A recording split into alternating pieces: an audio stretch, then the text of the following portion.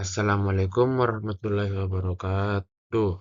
Perkenalkan, nama saya Muhrizqullah Rasul, NIM 131 2023 0039 dari kelas A1 Sistem Informasi. Yang pertama, jelaskan tentang sejarah graf.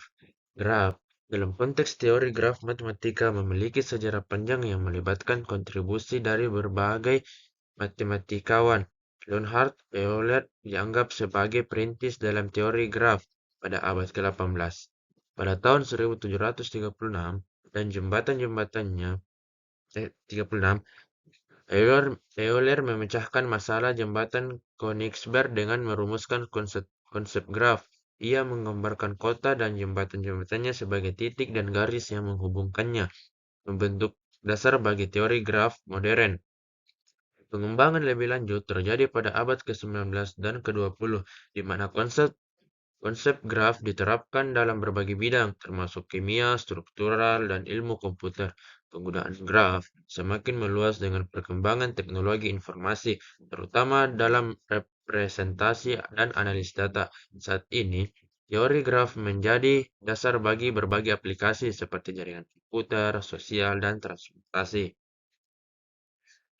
Yang kedua, jelaskan dan beri contoh loop dan garis paralel.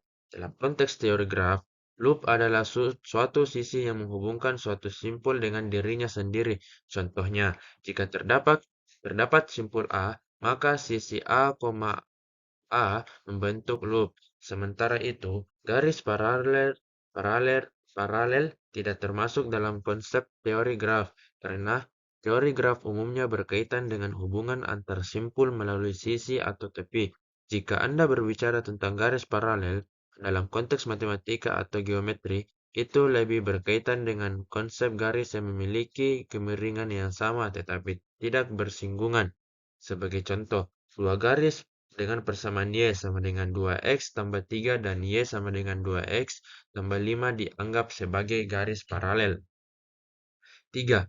Jelaskan dan beri contoh graf sederhana 8 titik. Graf adalah kumpulan titik simpul yang berhubung oleh sisi tepi. Graf dapat dibagi menjadi graf terarah dan tidak terarah, serta dapat memiliki berbagai struktur. Sebuah contoh graf sederhana yang tidak terarah bisa diberikan dengan 8 titik.